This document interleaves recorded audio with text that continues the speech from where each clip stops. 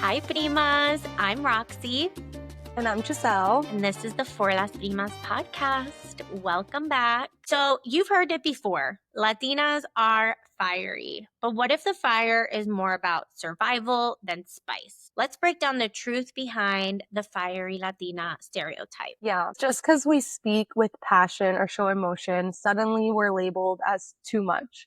But the truth is, a lot of us were never taught how to express anger or handle conflict in a healthy way, especially growing up in a first generation household. So, today's episode is about reclaiming our emotional expression without shame.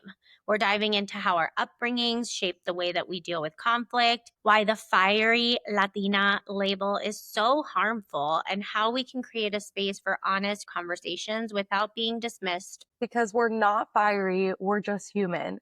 So grab your cafecito because this episode's about to get real and fiery, but in a therapeutic way.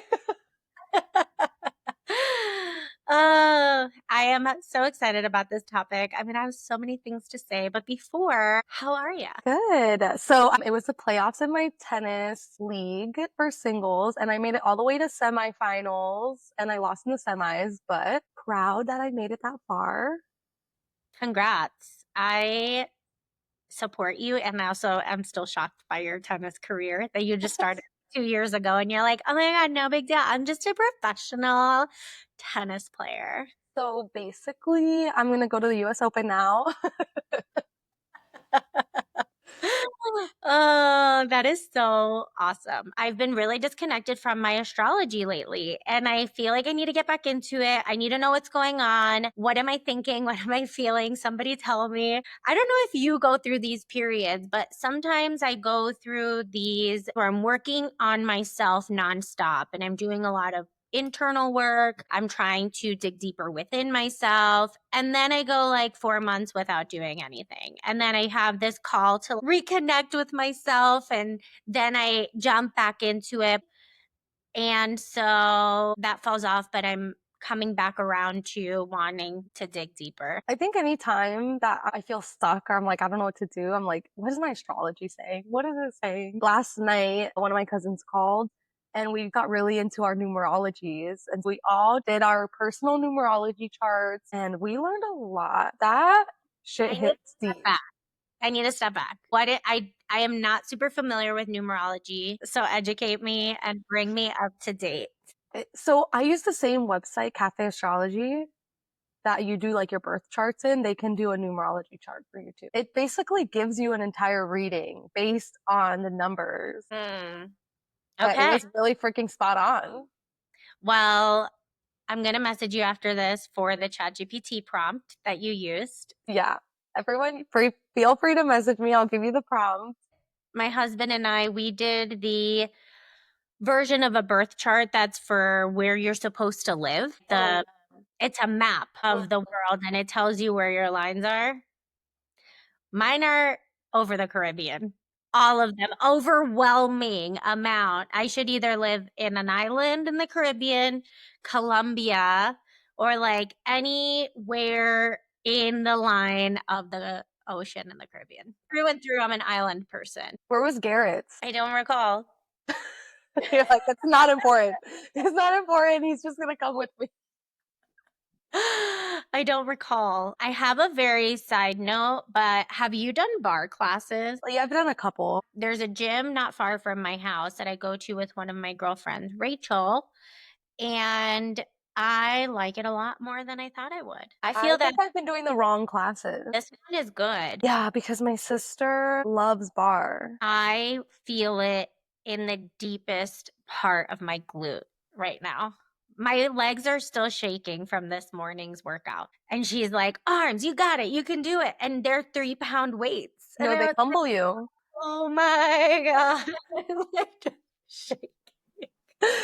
Those 3-pound weights humble you. Yeah. Do you think it's because you're too much of a fiery Latina to do something as dainty as bar? I'm trying to get into my soft girl era. Okay. Let's talk about the non-soft girl era that we both are still in, trying to find the softness. Okay, Giselle, Question for you. Have you ever had to tone yourself down to make others more comfortable? Totally. Recently. Recently, I'm trying to be more conscious about where I put my energy into people. So I've been hanging around more people who I don't have to tone myself down for. I love that. I It's mean, but fine. at work, for sure, I'm toned down. At work, we can't just go off and pop off on people. Yeah. Professionally, it's really important to be non fiery, especially in more white work environments. Where do you think your fire comes from? Do you think it's from your mom? Do you think it's from your grandma? Do you think it's from both of them? Do you think it's from something else? It's from both of them. It's something more like ancestral, to be honest. Yeah, we're going to dive into that too today. Oh. Have some facts and a little history to share. When I think about mine, I definitely think it comes from my grandma. My grandma was fiery as hell. She was not taking shit from anybody. She always had an opinion. It was always very loudly stated, very aggressively toned. And then my great grandmother on the other side, so this is my mom's mom, is very fiery. My mom's grandmother on her dad's side was aggressive as hell in a silent way. Like, Oh, it's crazier. she just gave you the look type thing, and you'd be like, oh. Totally. No one fucked with her. She had the respect. And so did my other grandma in a different way because she was just activated very quickly. I don't really know my bisabuelos, but my grandma on my dad's side is really fiery. Like, you see her so sweet like that, but she's actually crazy. When I was curious about this, I needed to learn more and the historical origins of how the fiery Latina personality came to be. So, the fiery image, it stems from colonizers portraying indigenous and African descended women in Latin America as dangerous, over-sexualized, and needing control. So, indigenous and African women, which this is no surprise, were frequently labeled as witches or temptresses, especially those who resisted conquest or practiced healing. Mariela Gunes is an Argentinian philosopher, and she developed this concept called coloniality of gender. And she says to justify conquest, colonizers turned powerful women into dangerous ones. So that was based on colonization. So when we move a little bit forward from that, which all that makes sense because all of our background comes from Black African women in Cuba, the mix of the European and the Black African slaves that were in Cuba for many years. But when we move into the 19th and 20th century and the eras of travel writing, travelogues and fiction exaggerated Latina femininity as exotic, which is another word that we get called a lot, right? Like, oh, All she's the time. exotic. And an example of this is the opera Carmen from 1875, which is a story of a seductive, rebellious Romani woman in Spain, which heavily influenced Latina character archetypes in European and US fiction. So those were all very interesting facts because this shows that Latina anger is dangerous, but male anger is respect because hashtag the patriarchy. But think about it, when white men express passion, it's disguised as confidence. They're confident, they're passionate. But what is it called when we do it? She's hysterical. She's crazy. She's fiery. You're so spicy. Yes, that's so true. Growing up in communist machista Cuba must have been so hard for our grandmothers and our mothers. They didn't really Yeah. have the ability to speak for themselves, you know? Yeah, so it's like everything just like was probably really repressed. And I feel like they're just kind of like, oh, that's the way it is. But we don't really hear about the angry Latina women. And that's generational trauma. That is like, maybe it's not generational trauma per se, but it's a generationally inherited that we are living as modern women in 2025 where we have rights and we're able to speak freely. And when that comes out, it's like, you're so aggressive. You're so this. We're just existing and saying the things we got to say. Totally. Anytime that that I get passionate about anything, my husband's like, oh my God, you're yelling. Why do you have to yell? And I'm like, I'm literally not even angry. I'm just talking. I can't believe he lived another day. What is That man, You bring up a good point where we're fiery, but we're not necessarily angry. It's just interpreted as anger. I always like wonder what my mom would have been like if she would have been born in the US, if she would have been just like me, because her mom is the one that was very fiery. So I wonder if she would have been more outspoken. I mean, she's not docile by any means. yeah, my mom is not. I'm just like my mom. Yeah. We're sick and tired of the Latina fiery stereotype. And like, we should be allowed to like have opinions and not just sit there and be like, okay, and submissive. And I think that just comes from like also like early misogyny too. Like back, Yeah. like the women stereotype of don't have opinions, just stay home, be pretty, be quiet. Yeah. Calladita te ves más bonita. Like it's all stems from like the same thing. And then like the minute we have opinions or like we're passionate about something, then it's always turned into a negative stereotype just to get us to silence us again, probably. Yeah. No, you're so right. I also believe that inherently American culture is so different from Latin culture. So when I think about my professional career, I've had to tone it down so much. And it took me a long time to figure out that I needed to tone it down. Now I'm like, what you see is what you get. I finally feel comfortable in my skin. But to say that I didn't lose opportunities for my fieriness would be incorrect. I definitely lost opportunities. I definitely turned people off. I'm definitely not everybody's cup of tea. If a man speaks with the same passion as we do, then it's like, I'm just thinking in the medical field, like if the doctor comes in and he's like talking and demanding things, people are just like, oh, yeah, yeah, yeah, yeah, yeah. And they'll like do whatever. But the female provider comes in with the same attitude as the male provider, and it's going to be like, oh my God, like working with her is awful. And like with the man, it's like, oh, that's just how he is. You sort of talked about it a little bit, like calladita te ves más bonita and things we were like taught growing up.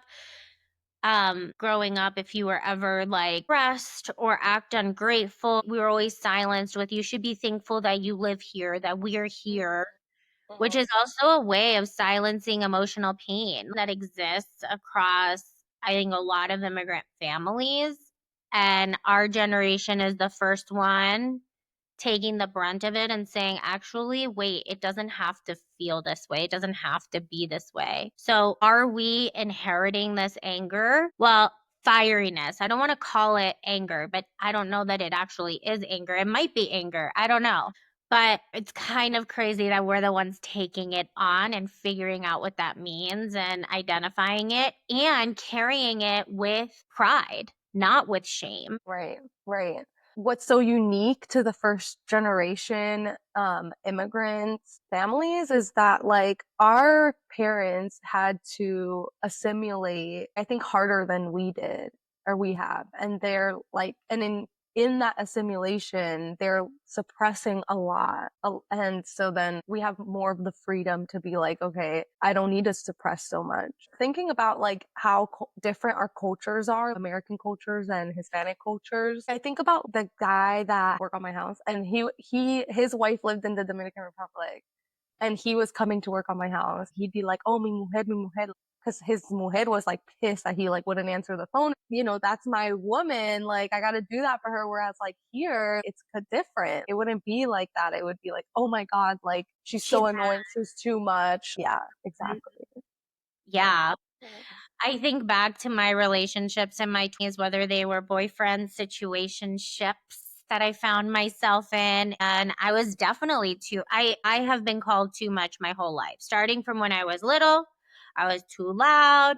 I'm too aggressive in the way that I talk, to then growing up into a teenager when I actually was angry and actually was a psychopath. And then into my 20s where I'm independent, I'm my own woman, I don't need no man, I don't need no anybody, and I'm popping off on these men. I went through a toxic period of being that stereotypical fiery Latina because I feel that in our culture, we are raised to feel jealous. Your man can't be out there with no other woman. My husband's best friend, one of his best friends, is a woman. And I am threatened 0% by that because I know what our relationship is. So there's something about being brought up and thinking, just specifically about romantic relationships in this example, thinking about why were we so jealous? Why were we so crazy? That's a lot of my popping off is related to feelings of jealousy. That's a good question. I don't know where that stems from. Is it stem from like, yeah, insecurity, but also like, I'm thinking like, is there any like generational things? My mom has said a lot of times, if you don't do this, he's gonna leave you. Like your worth is determined by like keeping this man around, I guess. Yeah, no, that's so true. There definitely is a generational thing. I would love to see stats around our mother's generations, our grandmother's generations, and our great grandmother's generations of men who cheated on their wives. Women now are completely different from women then. I wonder if there's like a fear that your man is going to leave you because your man is your financial security. We're brought up to be jealous and protect the man that we have created this relationship with. Up until the 70s, women didn't have a credit card. And now that we do, now that we have so much more freedoms than they do, we're absolutely not accepting that. That's just generations of like unhealed. Yeah, we're carrying it. Yeah, for sure, for sure. And I will also say, Giselle is, I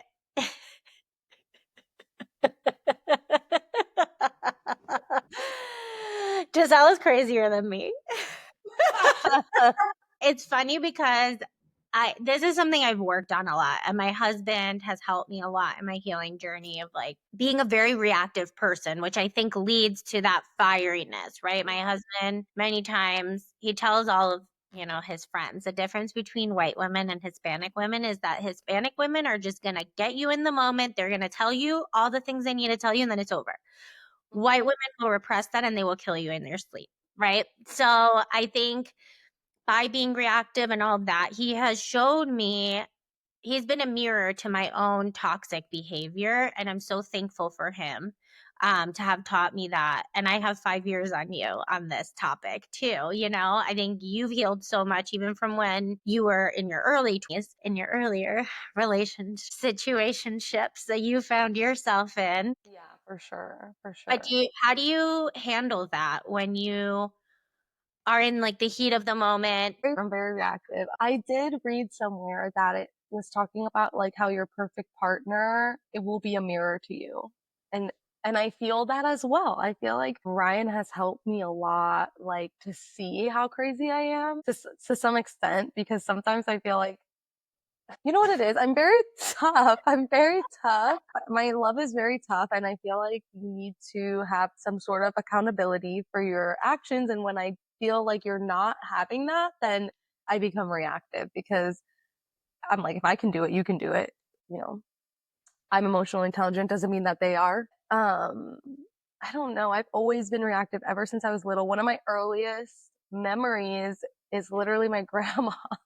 You off on some little kid at preschool.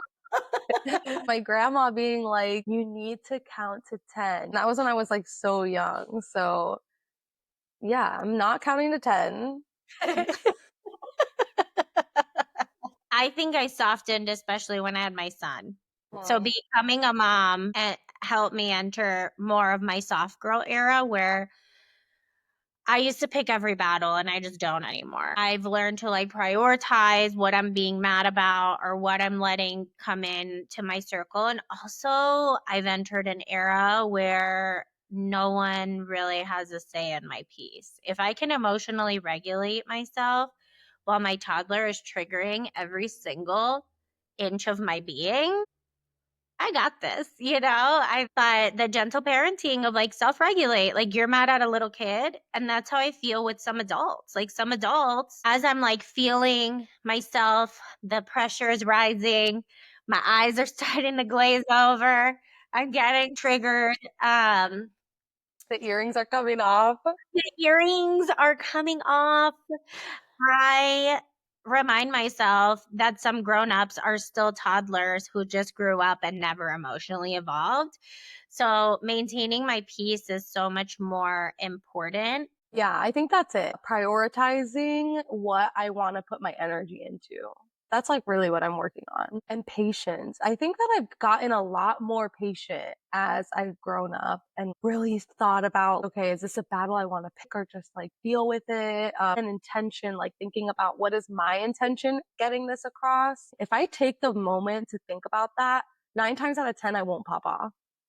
It's so true. Thinking about the professional setting and kind of going back, I don't think a Latina being fiery is a problem. I think it's white fragility, like social discomfort. People are really uncomfortable with somebody calling them out and saying things that need to be said. And some people are just really uncomfortable with conflict. What they personally perceive as anger, which could just be passion, then they're starting conflict in their head and they're just getting uncomfortable. Yeah, we're not too emotional. They're just uncomfortable with a Latina telling them the truth. Mhm. One aspect of the fiery personality being a superpower that we have is we do not veer from conflict. If you want to talk about it, let's go there. If you want to have a conversation, I encourage it. Let's do it. But at the end of the day, if I say something that you don't like, then you're going to get mad that I went there. But that's part of the conflict resolution is like a negotiation back and forth.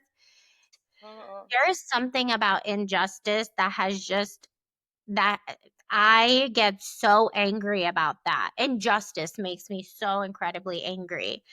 And it did when I was little too. Like if I got in trouble for something I didn't do, oh my God, the veins are coming out of my neck. I'm red in the face. I'm like, just listen to me. And that's definitely come into my adult life too. And professionally, that's really hard to navigate. Yeah. Where Yeah. I see people get promoted, and I'm like, you're promoting this like loser who like doesn't do anything, and you're overlooking me for this position. Injustice.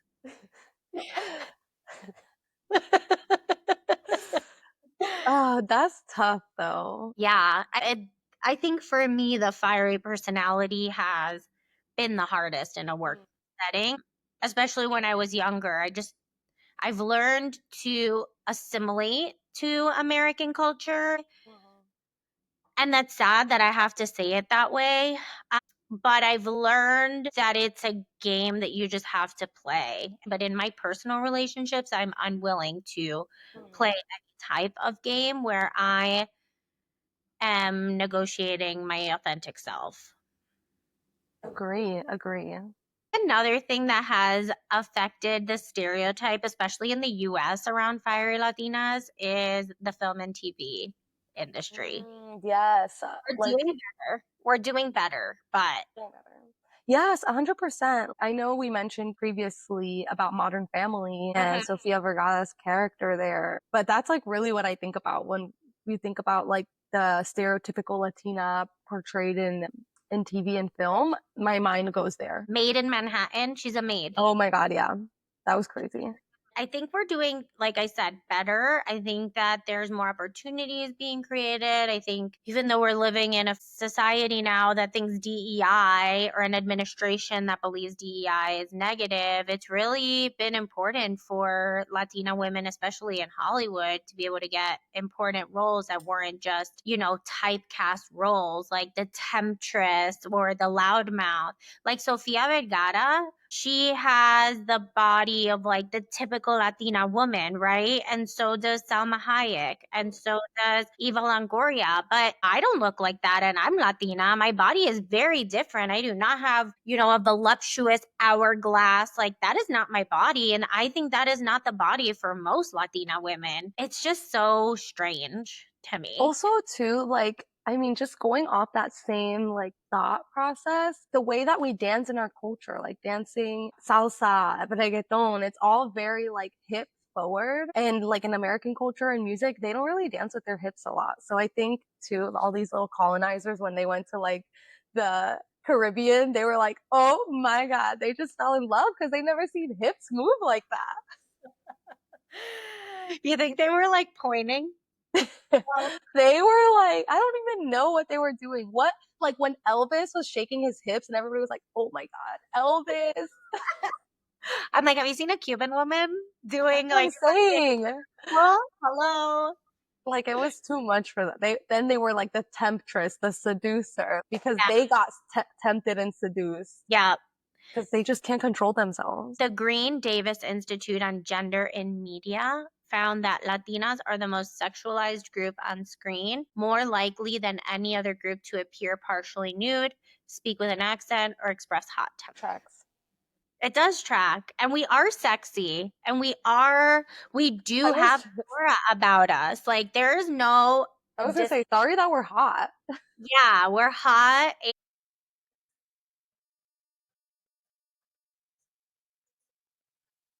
The intention behind our passion is important to remember. Like, it's okay if you're going to be passionate. I don't think there's anything wrong with that. 9 times out of 10, like, our passion just comes from something that we're passionate about. We're not trying to hurt anyone's feelings. All to say that we're not fiery, we're just passionate. We were never fiery. We were just loud in a world that never wanted us to speak. Should we switch to cafecito and chisme? Yes, cafecito and chisme. Do you have any chisme? One thing that I'm obsessed with right now, not Latina related, Amy Poehler is one of my favorite comedians, and she has a podcast that is phenomenal. It's so funny. She's so good. Her first guest was Tina Fey, which is not out of the ordinary. Bestie has to be the first one on, but yeah, and I like that she interviews people that know the guest and ask them questions. So like the first bit is her on Zoom talking to, for example, Hannah and Paige. It was their moms. So she talked to their moms, we Oh, to them, and yeah, so I love it. Highly oh my recommend God. it. It's been a source of happiness for me. And another podcast that is also phenomenal is Michelle Obama and her brother Craig. They have a podcast together. And I love Michelle Obama. I've always admired her so much as a woman, as a speaker, as a professional, as a mother. She did so much work with improving food systems in school, and that was her legacy. But her podcast is called In My Opinion, and talks a lot about her and her brother's upbringing. They interview people, and it's just a great way to spend 30 minutes. I've seen clips from that. I've been wanting to listen to the whole thing. I It's love her too. very good. Okay, so I have three little pieces. Okay. Yeah. Um, Starting off, have you heard anything about JoJo Siwa lately? Oh man, what's going on with So her? JoJo Siwa was on Big Brother UK and she had a mentee B. Like she was like just like I don't want to go home, like kind of breakdown like that. And she really got close to this guy on there. He's a straight guy. I had to look this up. And she came out of the show and she is saying that she is no longer a lesbian and Are she you broke up kidding with her. me? After all that? I mean, it's fine. She's so young. She She's can be. so young. Although I felt like the lesbian thing really was for her. I was like, it makes sense. She's so young. I mean, also, like, why do you have to bucket yourself and define Mhm. yourself as one thing? Like, just be fluid and screw and date whoever you want. Yeah, and American. I think that she was like leaning towards that. That's what she's trying to figure out her life right now, and I think and then people are like, did she fall in love with that guy? Hmm. Okay, that's a good tea. I had no idea. I'm gonna like search it after this. It's good. Another thing from White Lotus, there was some White Lotus drama. The guy who played Rick, Yes. yes, he was like falling in love with the girl who played Chelsea In real life. in real life. And Yeah. then now they don't follow each other anymore on social media. I think she was kind of getting creeped out by him because I don't think she was falling in love with him. I think he was like falling in love with her. OMG. I mean, there is a big age gap between them. And I saw an interview where he said that in their real life, they meshed the way Chelsea and Rick did. So Yeah, that tracks. he was like really. So he's married. Yeah. Okay. I think that's what happened. I think he fell in love. It's fine. It's okay. It's People okay, but just don't know how to handle their emotions sometimes. I know, speaking of emotions, Just be more straightforward and be like, "Hey, I'm falling in love with you." I mean, we have no idea what their conversations were. Maybe they did. All speculative. Just it's fine. Just if you know what it is, you can fix the problem. A lot Yeah, of people just don't do that. yeah. And my last piece of news is Peppa Pig is pregnant and she's having a girl. Wait, Peppa Pig is an adult? Peppa Pig's mom. I'm like I was like, hey, it's like a little kid. What are we talking about here? you can tell I don't have kids. She had her Chill. gender reveal the other day. Oh my gosh, so cute. So congrats to Peppa Pig's mom. That is all that we have for you all today. Thank you so much for joining us. We'll see you next time. Bye.